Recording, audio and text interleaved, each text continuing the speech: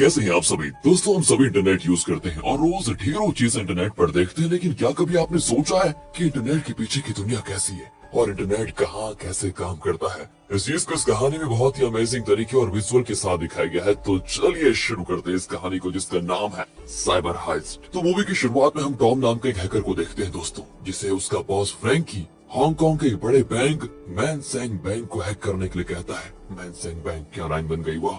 और उसके कहने पर ही अगले 10 मिनट में टॉम उस बैंक के सभी सर्वर्स को हैक कर लेता है। और दोस्तों कुछ ही पलों में उस बैंक के अकाउंट से करोड़ों रुपए टॉम अपने बॉस के अकाउंट में भिजवाने लगता है। एंड वहीं दूसरी तरफ हम cyber security company sky magic pro के हेडक्वार्टर में बहुत ही अफरा तफरी को देखते हैं, क्योंकि सभी एम्प्लॉइज अपने कंप्यूटर पर रखकर किसी साइबर अटैक को रोकने की कोशिश कर रहे होते हैं। और आपको तो पता ही है कि ये साइबर अटैक किसने करवाया, टॉम ने। लेकिन टॉम ने अटैक तो बैंक के सर्वर पर किया था, तो इन साइबर सिक्योरिटी की कंपनी वालों को टेंशन क्यों हो रही है दोस्तों? इसका रीजन ये है कि स्काई मैजिक प्रो कंपनी बड़े बड़े बैंक की साइबर सिक्योरिटी हैंडल करती है, और ये उन्हीं का काम है कि वो इन पर हो रहे साइबर अटैक को रोके।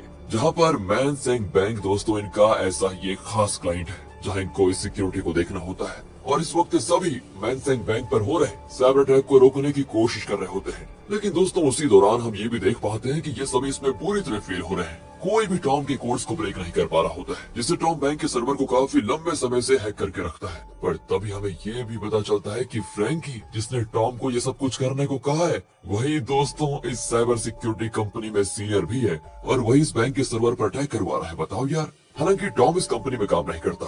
आप चीजों को अपने हाथ से निकलता देखकर उस कंपनी का एक एम्प्लॉय जेसन केविन को कॉल करता है, जो कि दोस्तों इस कंपनी का एक दूसरा एम्प्लॉय है। अब उसी दौरान हमें इनकी बातों से पता चलता है कि केविन की एक बेटी है बोवी, और दोस्तों हाल ही में उसका हार्ट सर्जरी हुआ है। इस वजह से केविन काम से दूर था और इस वक्त वो अपनी बेटी के स्कूल में एडमिशन करवा रहा है, क्योंकि बीमारी के चलते बोवी पिछले 3 साल से स्कूल नहीं गई थी। लेकिन तब भी जैसे केविन को कंपनी से कॉल आता है, वो बिना देरी के अगले ही पल वहाँ पर पहुँच जाता है। केविन वहाँ पर देखता है कि सभी मिलकर उस साइबर अटैक को रोकने की कोशिश कर रहे हैं, लेकिन तब भी कोई कुछ नहीं कर पा रहा होता है, क्योंकि ऑलरेडी हैकर ने सर्वर को पूरी तरह अपने कंट्रोल में कर लिया था। जिससे केविन को भी समझ में आ जाता है कि अगर वो भी कुछ ऐसा ही करेगा तब भी वो हैकर को रोक नहीं पाएगा। इसलिए दोस्तों केविन अपना नया बनाया हुआ फायरवॉल एक्स जल्दी से सिस्टम में लॉन्च कर देता है, और इसके कुछ देर के बाद ही हैकर की वजह से जो इलीगल ट्रांजैक्शन हो रहे थे वो सब रुक जाते हैं। और फिर सभी केविन पर बहुत ही खुश होते हैं कि इसने वो काम करके दिखा दिया जो कोई नहीं कर पा रहा था। लेकिन दोस्तों एक आदमी को छोड़ के,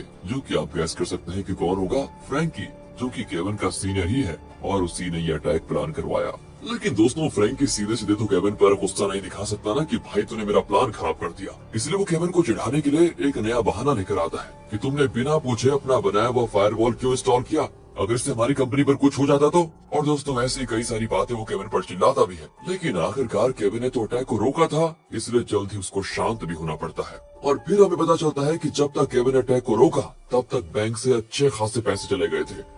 अब जितने फ्रैंकी को चाहिए थे उससे ज्यादा पैसे आ गए थे, और बैंक की ट्रांजैक्शन हिस्ट्री भी डिलीट कर दी गई थी, जिससे पता ही नहीं चलता कि हैकर ने बैंक से कहां पैसे भेजे हैं। लेकिन अब जितने चाहिए थे उससे ज्यादा पैसे आने के बाद भी फ्रैंकी गुस्सा क्यों था भाई? तो इसका जवाब हमें अगले सीन में मिलता है, जहां पर पता चलता है कि फ्रैंकी अकेला इस अटैक में शामिल नहीं था, यहाँ तक कि कंपनी का मैनेजर चैन भी इसमें शामिल था। और दोस्तों चैन तो फ्रैंकी को अपने केबिन में बुलाकर पूछता है कि जब तुम्हें बताया गया था कि बैंक से कितने पैसे निकालने हैं, तो तुमने $500 मिलियन ज्यादा क्यों निकाले? फ्रैंकी जवाब देता है क्योंकि मुझे भी पैसों की जरूरत है, इसलिए मैंने खुद के लिए थोड़े ज्यादा पैसे निकाल लिए। और दोस्तों बहुत ही रूडली तरीके से फ्रैंकी इस बात को कहकर चला जाता है, जिससे हम चैन के चेहरे पर गुस्सा साफ साफ देख पाते हैं। अब दोस्तों आगे हम पोंग नाम के एक बड़े मनी माफिया को देखते हैं, और तब हमें पता चलता है कि असल में पोंग ही है जो फ्रैंकी और चैन से ये काम करवा रहा था, यानी कि इन बॉस का भी बॉस। पोंग तभी चैन से पूछता है कि इस बार प्लान के हिसाब से ज्यादा पैसे क्यों लूटे गए, जिस पर चैन ठीक से जवाब नहीं दे रहा होता है। वो भी क्या कहेगा बताओ।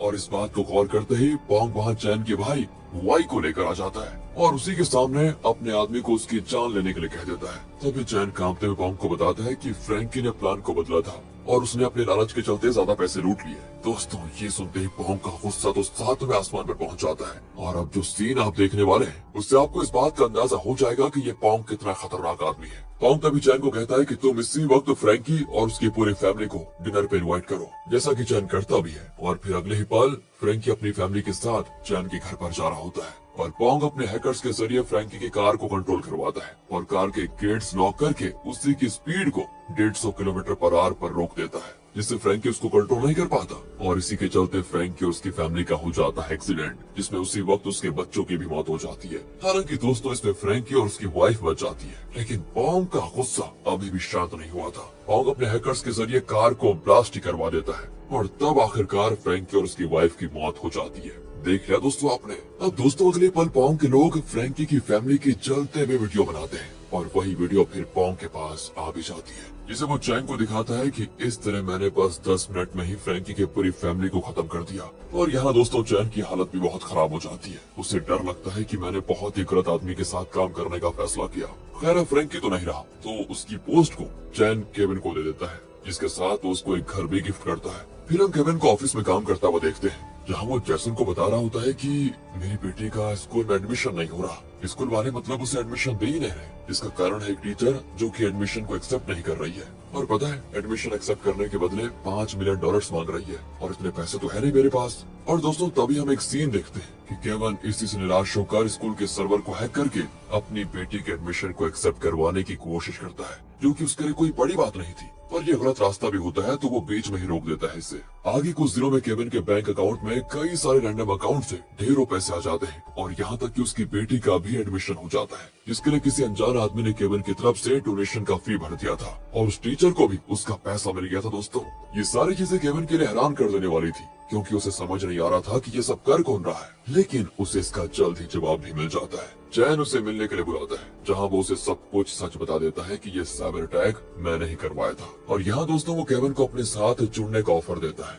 ये कहते हुए कि अब जितने पैसे तुम्हारे बैंक अकाउंट में आए हैं, अगर तुम हमारे साथ मिल जाओगे तो इसका दोगुना तुम्हारे अकाउंट में आ जाएगा। नो नो नो, लेकिन केविन इस ऑफर को रिजेक्ट कर देता है और उल्टा पुलिस ऑफिसर्स को बताने की बात करता है। और दोस्तों अब चैन केविन को याद दिलाता है कि याद करो एक वक्त पर तुम बहुत ही बुरे आदमी थे और कुछ पैसों के चक्कर में तुम जेल भी जा चुके हो, मुझे पता है। लेकिन केविन कहता है कि अब मैं इन चीजों से बहुत ही आगे आ चुका हूँ। तभी दोस्तों हम गौर करते हैं कि केविन एक डिवाइस की मदद से चैन और अपनी बातें रिकॉर्ड कर रहा है। शायद उसे इस बात का अंदाजा पहले ही हो गया था कि चैन ही यहाँ पर ये सब कुछ करवा रहा है। पर चैन को भी दोस्तों इस बात का पता चल जाता है और वो केविन से उस डिवाइस को लेकर पानी में फेंक देता है, जिसके बाद वो वहाँ से चला जाता है। और अब शाम की बात है, जब केविन अपने घर पर आ रहा होता है, तभी उसे बीच में पुलिस ऑफिसर्स रोककर पुलिस स्टेशन लेकर जाते हैं, जहाँ हेड ऑफिसर सुएन केविन से पूछता है कि तुम्हारे बैंक में इतने सारे पैसे कहाँ से आए। और दोस्तों यहाँ पर पता चलता है कि ऑफिसर्स को तो पहले फ्रैंकी पर शक था कि उसने ही वो अटैक करवाया होगा, लेकिन अब उन्हें ऐसा लग रहा है कि केविन भी फ्रैंकी के साथ मिला हुआ था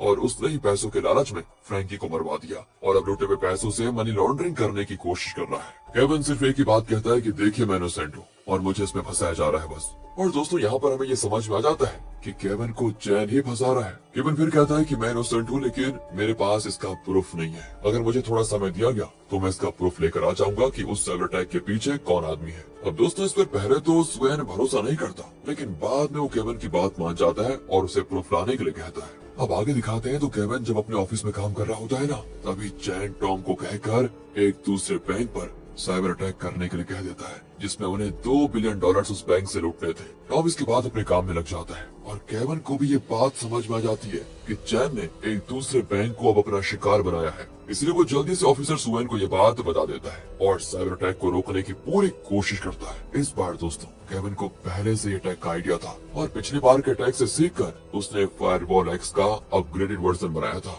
जो कि था वायरस एक्स, जो कि उसका सिक्योरिटी एआई होता है। और दोस्तों इसकी हेल्प से केविन इस अटैक को काफी हद तक रोक भी लेता है और साथ ही साथ जहां से ट्रांजैक्शन होने वाला था और जहां जाने वाला था, इन सब की इन्फॉर्मेशन वो उसे मिल जाती है। यानी कि अब उसके पास चैन के खिलाफ एक सॉलिड प्रूफ हो जाता है। केविन फिर प्रूफ के साथ पुलिस स्टेशन की तरफ भागता है, जहां बीच में उसे चैन के लोग पकड़ने भी आते हैं, लेकिन किसी तरह मरते मरते मार खाते हुए वो पुलिस स्टेशन सेफली पहुंच जाता है। लेकिन जैसे ही वो उस प्रूफ को ऑफिसर को देता है, उससे पहले उसकी वाइफ वहां पर आ जाती है दोस्तों और बताती है कि हमारी बेटी बोवी को किसी ने किडनैप कर लिया है। और साथ ही दोस्तों उसे मैसेज आया होता है कि तुम्हारे पति के पास जो प्रूफ है उसे हमें दे दो और तुम्हारी बेटी को बचा लो। और अब ना चाहते हुए भी केविन को प्रूफ ऑफिसर को ना देकर वापस ऑफिस में जाके चैन को देना पड़ता है। वही चैन उसे फिर से सिस्टम रिस्टोर करने के लिए कहता है, जिससे दोस्तों चैन का इलीगल ट्रांजैक्शन बंद हो गया था ताकि वो वापस काम करने लग जाए। केविन को फिर उसकी ये बात माननी पड़ जाती है और वो अपने सिस्टम को ब्रेक करने में लग जाता है, जिस दौरान वो बड़ी चालाकी से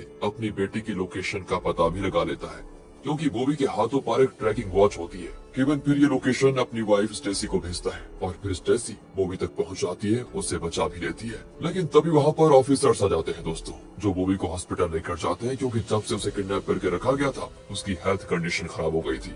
लेकिन यहाँ पर ये ऑफिसर्स स्टेसी को भी अरेस्ट कर लेते हैं। ऐसा इसीलिए क्योंकि उन्हें इस बात का पता चल जाता है कि केविन के पास साइबर अटैक किसने करवाया उसका प्रूफ था, लेकिन उसने वो प्रूफ ऑफिसर्स को नहीं दिया, उसने वो डील तोड़ दी। मतलब इसी वजह से केविन को फरार घोषित कर दिया जाता है और इसी वजह से स्टेसी को भी अरेस्ट कर लेते हैं ये लोग। तो जैसे केविन को ये बात पता चलती है तो वो स्टेसी को बचाने इनके पास आ जाता है। हालांकि दोस्तों जब केविन को पता चलता है कि प्रूफ की वजह से ही इन्होंने मेरी बीवी स्टेसी को पकड़ा और मेरे पीछे भी वारंट लगा दिया, तो वो इस बात के लिए बहुत ही दुखी होता है, क्योंकि अब उसके पास प्रूफ नहीं है। उसे चैन के खिलाफ फिर से प्रूफ इकट्ठा करने पड़ेंगे। इसके लिए वो अपने एक फ्रेंड माइक की भी मदद ले रहा होता है। अब जो केविन के पास ट्रांजैक्शन वाला प्रूफ था वो तो चैन ने ले लिया था, इसलिए नए प्रूफ के लिए वो चैन के फोन को हैक करता है दोस्तों, और वहाँ से वो उसके कुछ सीक्रेट एप्स में घुसने की कोशिश करता है। जिस दौरान उसको आईडी पासवर्ड पूछे जाते हैं तो उसके पास नहीं होता, इसीलिए वो ऐप के सर्वर को हैक करके उसमें चैन का आईडी पासवर्ड ढूंढने लगता है। और तभी दोस्तों उसे बहुत ही शॉकिंग चीज पता चलती है कि चैन ने अपने बहुत सारे अकाउंट बना के रखे हुए हैं,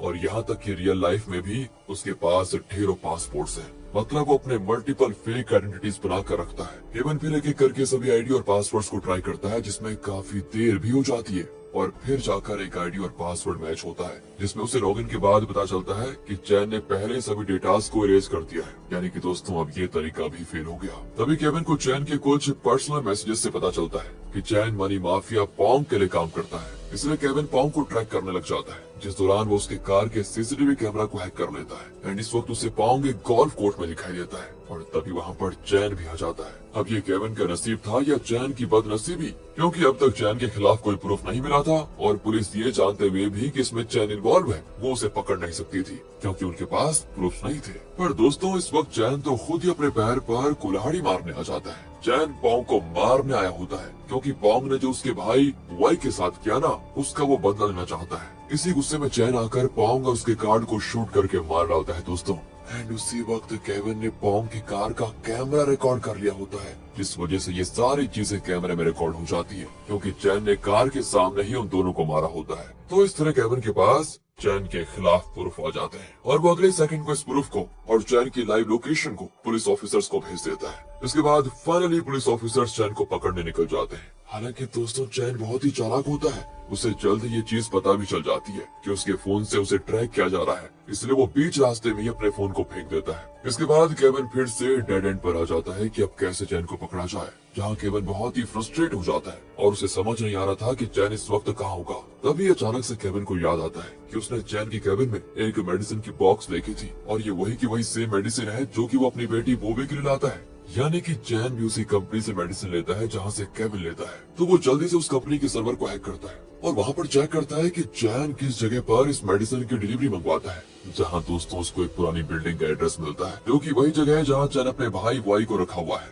असल में दोस्तों वो मरा नहीं है, उसकी हालत बहुत ही खराब हो गई है। केविन फिर इस एड्रेस को ऑफिसर्स को दे देता है और खुद भी वहाँ पहुँच जाता है, जहाँ उसे चैन दिखाई पड़ता है और वहाँ उसका भाई वाई भी होता है, जिसकी हालत बहुत ही खराब है। लेकिन दोस्तों यहाँ चैन केविन को शूट करने की भी कोशिश करता है और दोनों में झपट भी हो जाती है, जिसमें गलती से वाई को गोली लग जाती है और वो वहीं पर मर जाता है। अब इससे तो मानो चैन का गुस्सा 7वें आसमान पर होता है। वो केविन को जान से मारने की कोशिश करता है और सही समय पर वहाँ पर ऑफिसर्स आ जाते हैं और फाइनली चैन को पकड़ लिया जाता है, जिसके साथ ही चैन का चैप्टर क्लोज। और कहानी के एंडिंग में हम फिर से केविन को बॉबी को कोडिंग सिखाते हुए देखते हैं, जहाँ पर हम देख पाते हैं कि अब वो भी केविन की तरह इंटरनेट की दुनिया में जा रही है। और इसी के साथ दोस्तों ये मूवी यहाँ पर खत्म हो जाती है। बाकी अगर आपको वीडियो अच्छी लगी हो, स्टोरी अच्छी लगी हो, एक्सप्लेनेशन अच्छा लगा हो तो लाइक कीजिए और चैनल को सब्सक्राइब